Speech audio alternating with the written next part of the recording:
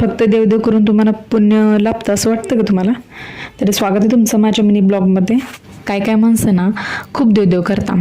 का करता माहिती आहे का? त्यांना पुण्य लाभावं म्हणून. पण खरंच फक्त देवदेव केले की पुण्य लागतं असं वाटतं का तुम्हाला?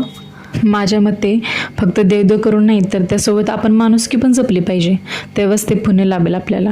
नाहीतर हे सर्व व्यर्थ आहे. जेव्हा आपण एखाद्याची मदत करू, एखाद्याचं हसण्याचं कारण बनू, एखाद्याचा चांगला आशीर्वाद घेऊ ना, तेव्हा ते पुण्य लागणार आहे.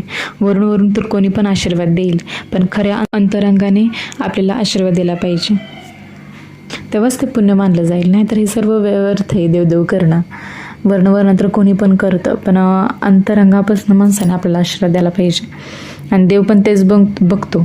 देवाला काही देव काय म्हणत नाही दिवस रात्र मला माझंच नाव घे बाई किंवा माझ्यासमोर बसून राहा. आपण एखाद्या माणसासोबत कसं वागतोय, कसं बोलतोय किंवा आपण काय करतोय ना, हे खूप महत्त्वाचं आहे. म्हणजे काय माणसांना बोलण्याचा आळावाळा नसतो. म्हणजे काही पण एखाद्याचं मन दुखल हे जर पण विचार करत नाही तर ते पण एक प्रकारे पापच आहे. जेव्हा एखाद्याचं रंगातून एखाद्याला वाईट वाटतं ना, एखाद्याच्या डोळ्यात पाणी येतं ना, तर ते खूप मोठं पाप आहे. कारण की अंतरात्मा आपली दुखावली जाते ना, ते देवापेक्षा काही कमी नाही आहे. अंतरात्मा फक्त देवदेव करून नाही तर तुम्ही माणूस म्हणून कसं आहे ना, हे पण खूप महत्त्वाचं आहे. जेव्हा तुम्ही एखाद्याचं दुःख बघून जर तुम्हाला एक वाईट वाटत असेल ना, तर खरं तुम्ही माणूस आहे. देवाने तुम्हाला माणसाचा जन्म देऊन काही चुकीच केलं नाही, याचा अर्थ असं होतं ना.